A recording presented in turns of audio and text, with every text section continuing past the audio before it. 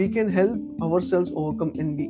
Why? What is envy? Envy is something which burns our heart, and envy is something where we want to pull others down, isn't it? That is envy. Krishna was actually present 5,000 years ago.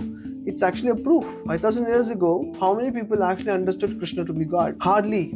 Maybe Pandavas, Vidura, Vidurani, Bhishma, like handful. So even if someone says, let your God come in front of me, then I will believe in him. There is no guarantee that one will actually understand Krishna to be God. Even if Krishna comes before us, Krishna tells, okay, now I will give you a small, tiny fragment of all my opulence. So he's saying many things. I am the beginning, the middle, and end of all beings. Of the Adityas, I am Vishnu. Of lights, I am the radiant sun. Of the Maruts, I am Marichi. Among the stars, I am the moon. Krishna, how can Krishna be everything? How is it possible? Of the Vedas, I am Sama Veda. Of demigods, I am Indra. So Indra is Krishna. What does it mean? Of the demigods, I am Indra, the king of heaven. Senses, I am the mind. So Krishna is the mind. And living beings, I am the living force, consciousness.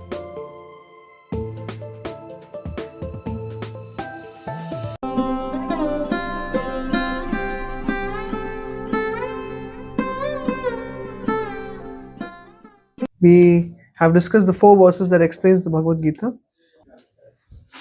Okay, in chapter 10, Krishna is explaining to Arjuna about the opulences.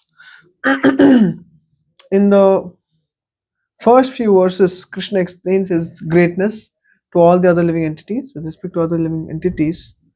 And from 10.8 to 10.11, Krishna is explaining about the essence of all knowledge. The acharyas, the teachers say that by studying these 4 verses, you understand the entire Bhagavad Gita. So we'll just read them and go ahead. Aham sarvasya prabhavo Aham sarvasya prabho matta sarvam pravartate matta sarvam pravartate iti matva bhajante mam iti matva bhajante buddha bhava samanvitaha. buddha bhava samandita. So here Krishna is telling Arjuna that anyone who understands that from me emanates all the material and spiritual worlds, the wise who perfectly know this, engage in my devotional service and what? And worship me with all their hearts.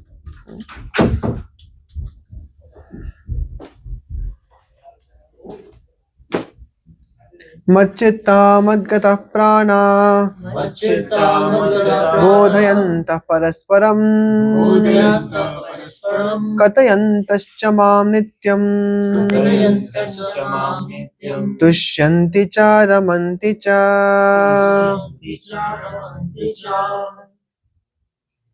Can you read translation? The thoughts of my pure devotees dwell in me. Their lives are fully devoted to my service, and they derive great satisfaction and bliss from always enlightening one another and conversing about me. Yeah. So the devotees of the Lord, their focus is simply glorifying Krishna. They're not very much worried about protecting themselves. They're not worried about the problems they face in the material world. Problems will be there.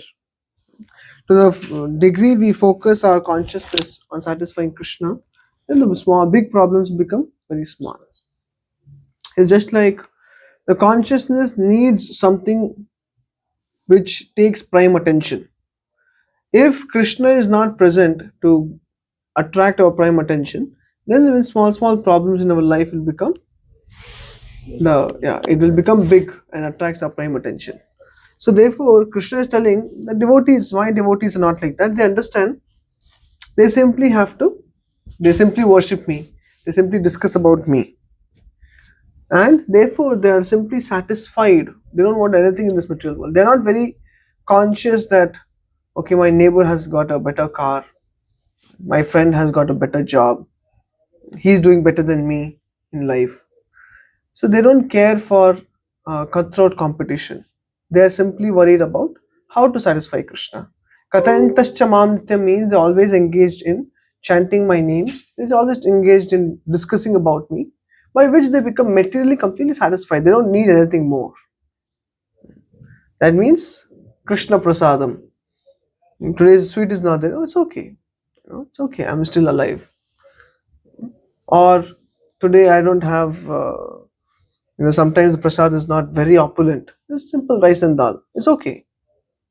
Nothing will happen to me. Because the focus is something else. Just like I've seen when students are preparing for IIT, some students I've seen they even shave their head. Why? Because no distraction. You don't want to spend too much time combing your hair. And even whatever they get, they will eat. Even if they don't get to eat, they'll just study, keep studying. Why? Because there's something in their life, the purpose, which attracts their prime attention.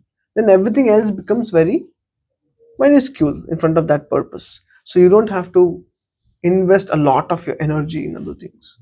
Similarly, Krishna is saying, who is a devotee? A devotee is one who keeps Krishna as the object of his prime attention. And because of which all his time, energy goes towards discussing about Krishna, chanting Krishna's names, serving Krishna, doing something big for Krishna and his devotees. And what about material life? It is going on. So sometimes, if you ask a devotee, Prabhu, who are you? Then you can understand. If a devotee is speaking more about his material identity than his spiritual identity, that means he says, Prabhu, I graduated from this college. I have so many big contacts in India, and people really like me in my company. I'm drawing so much and such salaries, and there's so many people working under me. I am part of this company. I'm moving to this project. I've done so many certifications. Yeah, I also chant Hare Krishna and I go to temple once a week. So you see, the material identity is so vast, and the spiritual aspect is very small, tiny.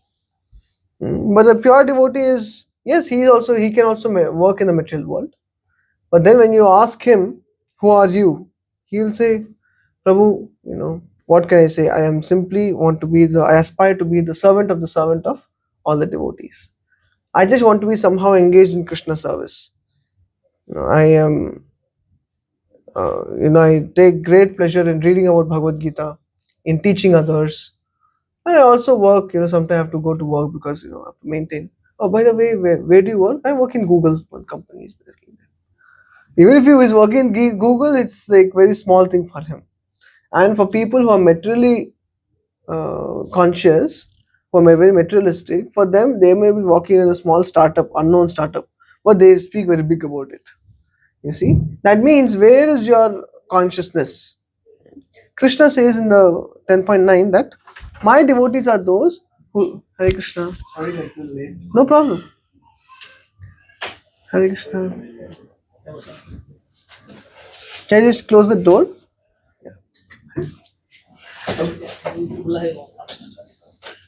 So therefore, Krishna is saying, my devotee is that person who keeps me as the object of prime attention. And because he puts Krishna as the object of prime attention, the problems which are anyway there, which are anyway inevitable, will become very small. We were doing last year we were doing book distribution. We do it in front of Patel brothers. So in winter time, December Maratha, it's very cold. And we would do like 5 to 9 p.m. Cold winds and like -5 degree. Even if you have your gloves and shoes, after 1 hour, still you feel very cold. It's like frozen. You can hardly move your fingers. So we were doing. Then our one devotee, he was feeling very cold, and he was saying, Prabhu, what is this? It is so cold, I am not able to feel my fingers. Then our Sachinandan Priya Prabhu was there, and he said, Tand or Sharm, jitna mante utna lagta hai. That means, it is some saying in Hindi. That means the Sharm is, what would you say? Shame. Shyness. So that and cold, how much you give your consciousness to it, that much you will feel it, isn't it? So similarly, the problems are there in our life, more you give your consciousness to that, oh, this problem is there, that problem is there, my life is not happening nicely. Yes, then more you will feel it. You will feel the full blow of it. And therefore Krishna is telling, my devotees are not like that. They understand this material world to be a place of misery, but they do not see it as a place of misery. Rather, they see it, and whenever miseries come, it is an opportunity to grow in Krishna consciousness. And therefore their prime attention is simply keep Krishna in the center. Whatever you do, keep Krishna in the center and Krishna will take care. So Krishna, they have made Krishna the object of prime attention. Okay, next one. Tesham satatayuktanam Tesam satatayuktanam bhajatam priti purvakam Bhajatam pritipurvakam dadami buddhi yogam tam Dadami buddhi yogam tam yena mam upayanti te. Yena mamupayanti te. To those who are constantly devoted to serving me with love, I give the understanding by which they can come to me. Yeah, so these devotees were simply they're trying their best to keep Krishna as the object of their prime attention, because they could get distracted, but they are trying their best. Let me simply focus on Krishna. So Krishna reciprocates. How does Krishna reciprocate? Krishna makes it very clear for his devotee how you can come to me. So dadami buddhi yogam tam. For such a devotee who is trying his best to keep material things small and spiritual things big in his life, Krishna reciprocates with such devotees by giving them the understanding how to approach Krishna, how to know Krishna, how to take what is my next step in spiritual life, how should I grow in Krishna consciousness, what is the path for my growth. Everything Krishna makes it very crystal clear for his devotees. For some people, the next step in their path may be trying to overcome their false ego. For some people, it is trying to overcome pride. For some people, it is to overcome lust. For some people, it is to build a nice, healthy relationship with other devotees. For some people, it is to start making some sacrifice for Krishna. So we all have next step in our Krishna consciousness. So then Krishna makes it clear. Krishna reciprocates. And Krishna reciprocation also comes in terms of Krishna puts us in touch with a devotee who can also give us advice how to grow. So this is Krishna's reciprocation. With whom? With the devotees who are trying to keep Krishna as the primary goal. With people who keep Krishna as the 25th item in their life, Krishna reciprocation is also accordingly. He reciprocates as we act. So therefore if Krishna does not show the path how to reach him, there is no way to understand him. When we were discussing this, we saw the prayers of Brahma. Was it here? I think Bhagavatam study. Yeah, Brahma also says with his 4 heads he could not understand Krishna. And we have got how much? 1. In Kali Yuga, you can do by 4. Only 25%. Isn't it? So how can we understand God? We can't understand God. So therefore Krishna says, it is not by your study of books, your erudition and scholarship, and your sensory prowess that you can understand me. You can only know me by devotion. In 18th chapter, Krishna says, Bhaktya mam abhijanati. You want to know me, be ready to do something for me. Then Krishna has to reveal himself. Otherwise, as Kunti says, Maya javanikachannam ajnadhokshijam avyayam. Na lakshase moodadrisha nato natyadharo yatha. Kunti Maharani is saying, my dear Lord, you are actually covered by Maya Javanika. Javanika is a curtain of illusion. This curtain of illusion, because of this curtain of illusion, no one can actually see you. Maya Javanikachanna Magnya Dhokshijam Abhyayam. People who are fools and depend only on their senses, they cannot perceive you. And Mahabharata, when Krishna was actually present 5,000 years ago, it's actually a proof. 5,000 years ago, how many people actually understood Krishna to be God? Hardly. Maybe Pandavas, Vidura, Vidurani, Bhishma, like handful. Most of them could not understand Krishna to be God. So even if someone says, let your God come in front of me, then I will believe in him. There is no guarantee that one will actually understand Krishna to be God. Even if Krishna comes before us. Isn't it? Kamsa could see Krishna face to face. But he thought of him to be his enemy. Isn't it? So therefore, to see Krishna is not very great. But to try to do something for God, by which God will reciprocate and help us understand him, that is more important. And therefore Krishna is saying, I give the understanding by which my devotees come to me. If Krishna does not reveal the way, the path, it is not possible to understand. You can read Bhagavad Gita in and out, cover to cover 10 times, 100 times, but one cannot understand. One of our leaders in the movement, he went to Harvard and just to meet this one particular scholar. This particular scholar had studied all the highly exalted literatures of past acharyas about Krishna consciousness. So he thought, let me actually see and meet this person, and he could give me some understanding onto what these scriptures are. So when he went to meet him at Harvard, he knocked on the door and someone opened the door for him. And this sannyasi went inside and he looked at the scholar and I said, Hari Bol. This person did not know what to reply. And then he said, I heard that you are doing so much of study and scholarship in the literatures of our past teachers like Bhakti Thakur and Bhakti Siddhanta Saraswati Thakur and others, the Sad Goswamis and others. He said yes. And as he's speaking, he has a cigarette in his hand. He's saying, yes, I did some study. Yeah, so this is as part of my studies, Harvard study, because he was in some divinity school or something. So then this sannyasi, he understood one thing, that simply by studying books, you cannot know God. Yes, the scriptures are important because they are word of God. But what are the scriptures? What are these words? These are instructions to be followed. So when we do not apply those instructions in our life, then you can spend lifetime after lifetime, you will not understand God. It is not possible. So therefore Krishna is telling Arjuna, it's only for those people who study scriptures and who are ready to apply it in their life. For them I am ready to reciprocate. And what is the application? Yes, I want to do something for God. I want to keep Him as a prime as the most important aspect in my life.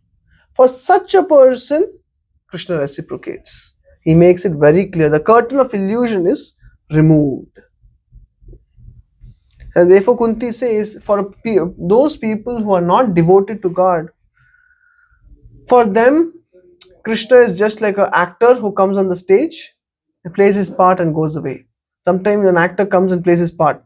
No one knows who acted as an actor. When you watch cartoons, you like the cartoon, but you don't know whose voice that cartoon character was. Whose voice was behind that cartoon. So similarly, Krishna also comes and performs his pastimes. If we are not sincere in making Krishna as the prime goal of our life, then we cannot understand who God is. And the last one of this. Tesham evanukampartham aham ajnanajam tamaha nashayamyatma bhavastho jnanadipena bhasvata.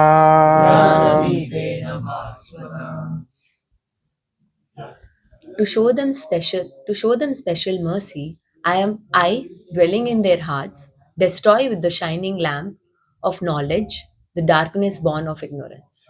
Yes, that means this is Krishna's special mercy, that Krishna actually is living in all our hearts as the Paramatma. So what does Krishna do for his devotees? He removes the anarthas from the heart. That is the shining lamp of knowledge. And see, knowledge is very, very important.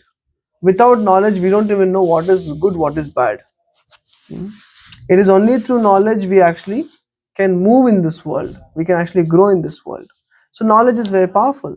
So Krishna says that spiritual knowledge is revealed in the heart, but only for sincere practitioners. When we chant Hare Krishna regularly, then Krishna in the heart, he is going to give us knowledge. Yes, I am not this body, I am spirit soul. Yes, the goal of life is to try to understand God and develop love for Him, to reawaken that love. Without chanting Hare Krishna, it is not possible. So how will the anarthas go away? How will we get realizations in the heart? It is only by when Krishna in the heart gives those realizations. And therefore, if we want to actually make progress in spiritual life, Just hearing is not sufficient. Hearing and application. What we hear, we have to apply. That is a test of sincerity. You're sincere on the path of spirituality, you heard something, you have to apply it. Otherwise, it is just like, people only hear from one ear and let it go from the other ear. Then there is no use. Some use is there. What is some use? Something sticks. But it is a very gradual process. It takes lifetimes. And therefore, if we want Krishna's special mercy, those realizations, how do we see the truth? How do we see things as they are? We cannot unless Krishna reveals it for us. Isn't it? Just for example, for a blind man, now is the blind man afraid of a knife? He has never heard of a knife. He doesn't know what knife is. And you hand a knife in the hand of a blind man. Will he be scared? No? Yes? No. Why? Because it is. Then you tell him, be careful with that knife because you can cut yourself and you can die. Now he is very scared. Even he might not even see the knife. So now he knows the danger of the knife because he heard. So now he heard the knowledge, and now if he continues to be casual with the knife, what will happen? He'll actually hurt himself.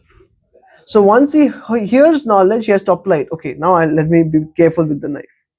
Then he'll be safe. Similarly, we are studying Bhagavad Gita. When we study Bhagavad Gita and get this knowledge we have to learn to apply in our life. That application of knowledge is, okay, at least, Krishna is saying, remember me at all times.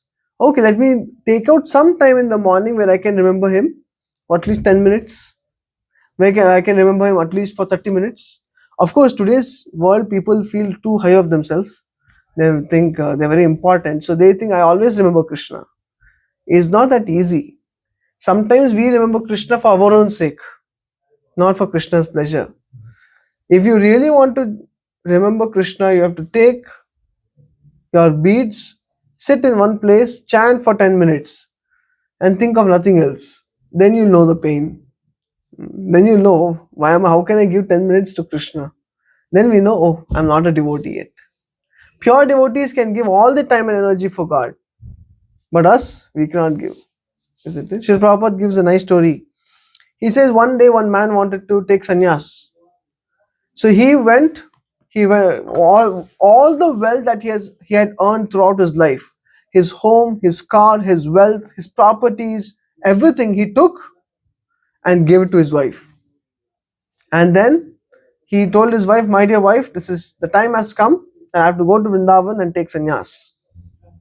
And she said, but what about, for your travel and other things? He said, don't worry about it. I have taken 200 rupees. That means all what he has earned throughout his life, he gave it to his family. And then he is going to Vrindavan empty-handed almost, just 200 rupees in his hand. And he wants to take sannyas. So Prabhupada criticizes this attitude because the man should have understood everything belongs to Krishna and given everything to Krishna instead.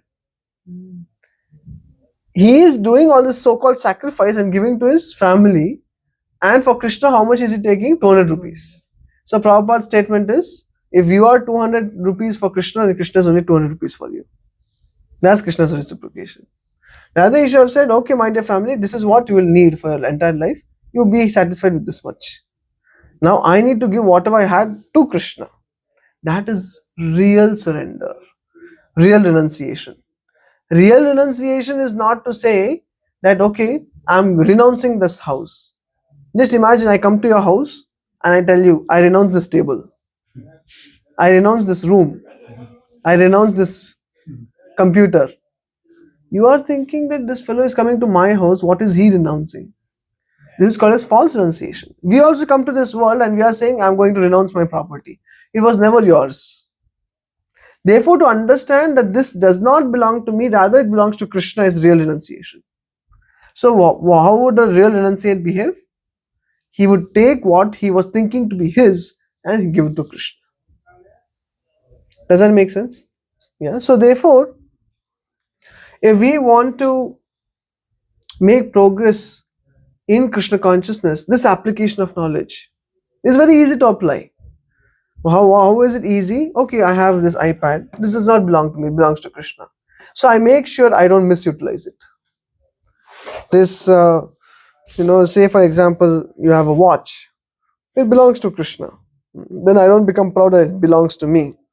My phone belongs to Krishna. My property, my family belongs to Krishna. So I cannot just misbehave with them. My children belong to Krishna. I cannot force my opinions on them. I give them free will. My spouse belongs to Krishna. That means I have to deal with respect. I cannot dominate and abuse. My parents, my relatives, my family, everything belongs to Krishna. It's not my family, it's Krishna's family. Everyone belongs to Krishna. Then how would you deal rather? Isn't it? So then you develop that equanimity. You see everyone as parts and parcel of Krishna. Then you don't care. Even if someone is a poor person, a rich person, your behavior will not change. If someone is a boy or a girl, your behavior will not change. Today, for a boy, if he sees a boy, he's casual. If he sees a girl, he's ultra respectful. That ultra respectful is because he's becoming intimidated by opposite sex. But when you see everyone as part and parcel of Krishna, there's no impressing mentality. Because there's only one person you want to please, and that is God. Then you deal with everyone equally. Isn't it? Because you see Krishna, everyone as parts and parcel of Krishna. So you can deal with everyone equally. So these are some of the applications what we can use in our life. We are getting this knowledge from Gita, you have to apply it. Someone insulted you in public. How will you behave with the person? Will you insult him back? If you insult him back, that means you are not able to see that he is also part and parcel of Krishna. If you can see someone as part and parcel of Krishna, then okay, he insulted me, he is ignorant. But I can see that he is part and parcel of God. I just studied that in yesterday's class. So then I can be careful. I don't have to behave that way. Then you see someone is, having some lot of cash and you feel you want to take his money. Then you understand that's not his cash, nor is it my cash. It belongs to Krishna. Then why take it? When someone is eyeing on someone else's wife, then one should be careful. It is Krishna's property. When someone is thinking of taking others' property, it does not belong to him or me, it belongs to Krishna. Therefore, Chanakya says, Matravat paradareshu, paradavveshu laushtavat, atmavat sarvabhuteshu, yap pashyati sapanditaha. A definition of wise man is that he sees all other women apart from one's wife as mother. He sees all property belonging to not to him as trash, garbage, as in not meant for my enjoyment. And he sees all other people to be treated as I want to be treated. If you want to be treated nicely, treat others nicely. Isn't it? Chanakya says this is definition of a wise man, a learned man. So these things you apply in life, then Krishna reciprocates. Then Krishna sees, okay, you're studying Bhagavad Gita and you're applying in your life. That means you're trying to be sincere. Then Krishna gives mercy. What is that mercy? He removes the lust, anger and greed from our heart. He cleanses our heart from false pride, false prestige, from envy, from lust, greed, anger, illusion. These things cannot be overcome by one's own will. It is not possible. Yes. Ask one question. Yes. So if someone doesn't have any background knowledge of Krishna or Rama, they know that they are God, the universal God, but they don't know that much background. And if they start chanting this Mahamantra, will they be blessed, or will they be in the spiritual journey, or we need to understand everything up first and then only start the chanting? You can start chanting. Anyway, you can start chanting. But side by side, you also have to study the scriptures. So someone who just those who just do the Nam Japa, Ram. Correct. So they will not get that much blessing. And No, they will also get, it is the sincerity of the heart. It's like, for example, if someone is chanting name of God, thinking that, my dear Lord, I don't know who you are, I don't know how you look, I don't know what your qualities are, I don't know what you do, but I really want to know you. And because he's chanting the name of Lord, even that sincere prayer in the heart is sensed by the Paramatma, whereas Krishna is in our heart. So then Krishna reciprocates by giving him knowledge. Okay, there's one devotee close by, why don't you go to him? Then he gets this some inner calling. Let me go in this direction. I feel there's something here. Then he meets a devotee, and the devotee teaches him how to chant, with what mood to chant with, and teaches about Bhagavad Gita, and so on and so forth. So Krishna reciprocates. So if a person is sincere and he knows nothing, but he's sincere to know God, Krishna puts him with the Guru. He sends a Guru to him. Yeah. What's the name? Vishal. Vishal. Okay. Thank you. So this is how Krishna reciprocates with special mercy. Special mercy is reserved for those who are sincere only, not for everyone. So now this is what we had done till last time. So that is the chapter 10, opulence of the absolute. And in remaining verses, we'll just do the next one. Now, when Krishna speaks all of this to Arjuna, now Arjuna is confirming these things. Arjuna uvacha param brahma param dhama pavitram paramam bhavan purusham shashvatam divyam adidevam ajam vibhum ahustam rishayas sarve devarshe naradastatha asito devalo vyasaha Swayam chaiva pravishime.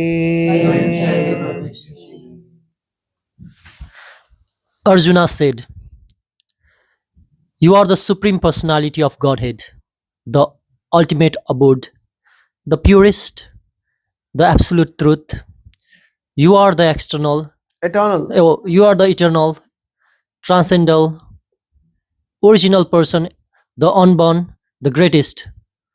All the greatest sages such as Naradas, Asita, Devala, and Vyasa. Vyasa. Vyasa confirm this truth about you, and now you yourself are declaring it to me." So Arjuna is saying, now all the great sages in the past have confirmed it. I am able to see your glory, and now you yourself are confirming this is true. So therefore, when someone says Krishna is God, it is not someone's opinion. All the great sages have accepted Krishna to be God. Like in the contemporary times, we have Adi Shankaracharya, we have Madhvacharya, Chaitanya Mahaprabhu, Ramanujacharya, Bhaktivinoda Thakur, Srila Prabhupada. So many people have accepted Krishna to be God. So we put faith that Krishna is God based on faith in them, because they are such great personalities who have accepted Krishna to be God. For example, now Surdas, you have Tulsi Das, you have Narsim Mehta, you have Kanakadas, you have Mirabai. So many people, they have accepted Krishna to be God, and we think we are so smart, and we think, how can Krishna to be God? How can Krishna be God? So in this way, Arjuna is saying, yes, my dear Lord, now you have revealed everything to me, and this is not that I am just getting bewildered, I am seeing for the first time. Others have also confirmed this truth about you. So there is a three-way confirmation. Arjuna is able to see the greatness, Krishna is talking about his greatness, and the great sages have confirmed his greatness. Okay.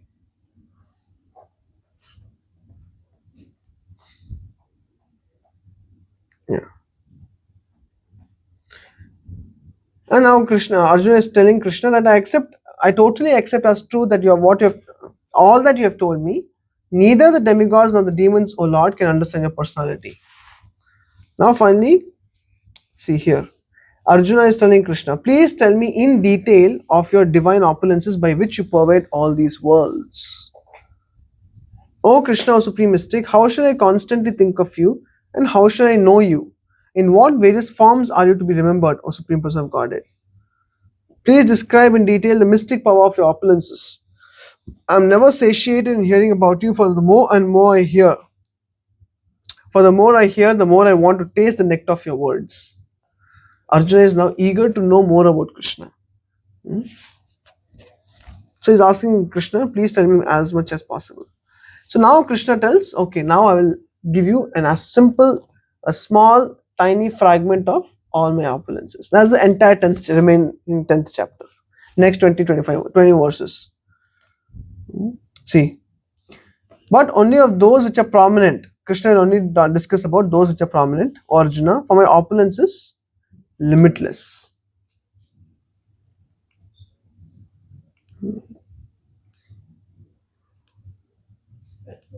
So he's saying many things. First he says how he is the super soul seated in the heart of all living entities.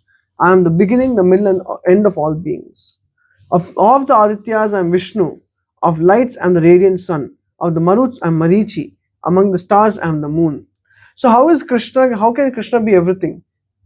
How is it possible? See, he's saying of the Vedas I am Sama Veda. Of demigods I am Indra. So Indra is Krishna? No. No? But what does it mean? Of the demigods I am Indra, the king of heaven. Of the senses I am the mind. So Krishna is the mind. And living beings I am the living force, consciousness. So what is Krishna saying? Like that he goes on. So many, everything. Of the Rudras I am Shiva. Of the Yakshas and Rakshasas I am the Lord of Wealth Kuvera. Of the Vasus I am Agni. Of the mountains I am Meru. Of priests Arjuna know me to be the chief Brihaspati. Of generals I am Kartikeya. And of bodies of water I am the ocean. So what is Krishna trying to mean? You can read this. He goes on and on. Of the cows I am Surabhi. Cause of procreation I am Kandarpa. God of love. Of serpents I am Vasuki. So of the months I am Margashisha, November, December. What is going on now? Now of seasons I am the flower bearing spring. The gambling of the cheats, splendid I am the splendor. I am victory, I am adventure, I am the strength of the strong. So Arjuna is asking Krishna, how can I perceive you everywhere and remember you at all times? So please talk to me more about yourself, about your splendor. So Krishna is telling Arjuna, wherever you see excellence in this world, that excellence you should remember me in that excellence. Later on he says, of all the Pandavas I am Arjuna. And Arjuna is right in front of Krishna. So he's telling, that means all the 5 Pandavas, Arjuna is an extraordinary warrior. Pandavas had some hope of winning the war because they had Arjuna. Kauravas were fearful of Pandavas even though they were less in number because Kauravas knew Pandavas have Arjuna. So Krishna is saying, of the Pandavas I am Arjuna with respect to wherever you see excellence, wherever you see unparalleled, unmatched brilliance, unparalleled beauty, all these opulences, Krishna says, are fragment of my real opulence. That means in your class there is a student who is like a super genius. If everyone gets 80 out of 100, he gets 99. If everyone is known as getting job, he gets a job. And he's super smart, he's a prodigy, he's mathematical genius. So when you see, oh, he's a mathematical genius, what should you remember? That mathematical genius. That means if he is such a genius, how genius is God? Is that understandable? Oh, that girl is so beautiful. If she is beautiful, how beautiful is Krishna? Or that person is so strong. If he is strong, how strong is Krishna? Because Krishna could still lift the entire mountain by the pinky of his left hand. So therefore Krishna is telling Arjuna how to remember him. Why? He is giving the superlative of all categories. Pandavas. See, of all the horses, I am Uchchaishrava. Where is it? Later he has said that. Of all the demigods, I am Indra, because Indra is like the king of all the demigods. So like that, Krishna is telling basically, whatever opulence you see in this world comes from me. That's what he says in 41st. Yad yad vibhuti mat sattvam Srimadurjitam eva va Tattadevavagachatvam Tattadevavagachatvam Mama tejomsha sambhavam. Mam tejo asasambhavam. Know that all opulent, beautiful, and glorious creations spring from but a spark of my splendor. Yes. That means what we see excellence in this world is just a small fragment of Krishna's excellence. Can you read the purport? Any glorious or beautiful existence should be understood to be but a fragmental manifestation of Krishna's opulence, whether it would be in the spiritual or material world. Anything extraordinarily opulent should be considered to represent Krishna's opulence. Yes. So sometimes you find very beautiful singers. You understand, oh, he's blessed by Krishna. That opulence is not his. It is Krishna has awarded him that opulence. So, therefore, when we understand, when we see excellence and connect it to Krishna, one thing is we will not envy anyone. Generally, we don't want others to be better than us, isn't it? We don't want others to be smarter. We don't want others to be more handsome. We don't want others to be stronger, charismatic, famous than us.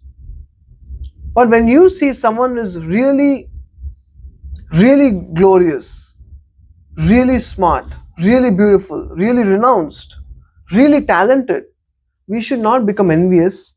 Rather, we should appreciate, oh, how nicely he's been blessed by Krishna. Because that opulence is given by Krishna. So when we understand when we understand this, we can help ourselves overcome envy. Why? What is envy? Envy is something which burns our heart. And envy is something where we want to pull others down. Isn't it? That is envy. So when we see that this particular opulence is not his, like, oh, my friend is so rich, say, because he's very rich. But it's not your rich. It is Krishna has blessed you with wealth. So why should I envy him? Isn't it? Because you are wealthy today, may not be wealthy tomorrow. Krishna has given it for you for some time, he can withdraw it. Like Arjuna was a powerful warrior in Kurukshetra. But later on, when he went to take care of Krishna's queens, he was getting them from Dwarka to Hastinapur, he lost a battle with some infidels. Why? Because Krishna had withdrawn that talent. So for us, we don't have to become proud. Whatever talents we have, don't think you're the alpha. Unless you are there, no one can survive. Without you, the program won't go on. If you're not there to speak, you're not there to sing, then there's no use of the show. No, someone else will do it. Krishna has to empower someone. Therefore, when we see like this, we find that first of all, point one is we will not become proud of our talents. Why? Because Krishna has blessed me with the talent, and Krishna, whenever he wants, can withdraw that talent from us. Two, we know that because others are being blessed by Krishna's opulence, Krishna is blessing them with that opulence, we need not envy them because that opulence doesn't belong to them. Krishna has blessed them, Krishna may take it away. Isn't it? And three, we can know that if whatever talent I might have or I see in this world, Krishna says it is but a fragment of my opulence. So what is the glory of Krishna's opulence? Therefore, we can become humble. If you think you are a very good cook, there's no one who can cook like me, then just imagine the talent of cooking is coming from Krishna. When Krishna cooks, he can mesmerize the whole world. It is mentioned in the spiritual world when Srimati Radharani cooks for Krishna, she never repeats an item. Ever. Anyone has that cooking capacity? No one can do that. But when Srimati Radharani cooks, never repeats the item. It's impossible. But now you can become humble. Yes. I might think I'm very good at cooking, but nothing in match with Krishna. So, therefore, third point is we develop humility. Because Krishna says our talent is only a fragment of Krishna's opulence. And like this, when we view this world with this lens, we will actually become grounded. We'll become grounded and learn to appreciate everyone. Learn to appreciate how everyone is being empowered by Krishna and value them for how much they are being empowered. Not everyone is a good speaker, not everyone is a good cook, not everyone is beautiful, but everyone is blessed by Krishna with something. And if we become envious of other people, we cannot see that good in them. Even if there are good qualities, we cannot see it, isn't it? So instead of envying, if we become appreciative of others. What is envy? It is appreciation in disguise, is envy. That means you're envying someone means you actually appreciate that this person has something. So rather, let's appreciate that this person is being empowered by Krishna. Of course, that other person might or might not use it in the Krishna service, that's secondary. But you can remember that this belongs to Krishna. And therefore, fourth point is we become first, what is the first one I say? First one is we don't become proud. Second, we don't become envious of others because we see that it is being given by Krishna. And third, we develop humility. Okay. And fourth, we can understand the greatness of God. That means if someone is very smart, how smart is Krishna? Like that. In this way, as Arjuna is asking Krishna, please tell me a way I can always see you, I can always remember you. Wherever you see talent in this world. But we should always remind ourselves that this talent is a small spark of Krishna's talent. And when you study the Srimad Bhagavatam, how Krishna danced on the hoods of Kalya the snake, and how did Krishna lift the Govardhan hill, and how did Krishna actually charm the hearts of Rajvasis, how Krishna is stealing the butter from others' homes. The stealing tendency, where does it come from? It comes from Krishna only. And how is Krishna defeating Kamsa and Chanur and Mushtika in the arena, in the battling arena? How he's playing with his coward boyfriends, how he's pranking others, how he is cheating others. Everything, when we actually study about Krishna, then you will find, yes, in spiritual world there's so much of color and variety. Whereas in the material world, it is said, punah punah charvita charvananam. That means it's chewing the chewed. When you put in a flavored chewing gum, like a strawberry flavored chewing gum, how long does the taste stay? Maybe 30 seconds. After 30 seconds, you keep chewing with the hope that it will release some flavor, but there's no flavor. So what keeps you going? Hope. You think that further strawberry the flavor will be released. So that hope is what keeps us going in the material world, thinking that one day I will be happy. Why? Because such a person is not open, he has not understood the variety in spiritual life. But Krishna is saying, whatever small things you see in this world, they are very small. Actually, the real variety is in the spiritual world. Isn't it? So, therefore, in the last verse of the 10th chapter, Krishna concludes, Atava bahunaitena kim yadena tavarjuna vishtabhyaham idam kritstam ekamshena sthito jagat.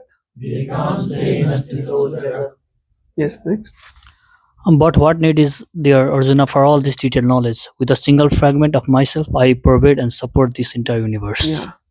Krishna is saying with a single fragment part. Ekam shena sthito jagat means, Prabhupada says it like 1/4. He says in the purport.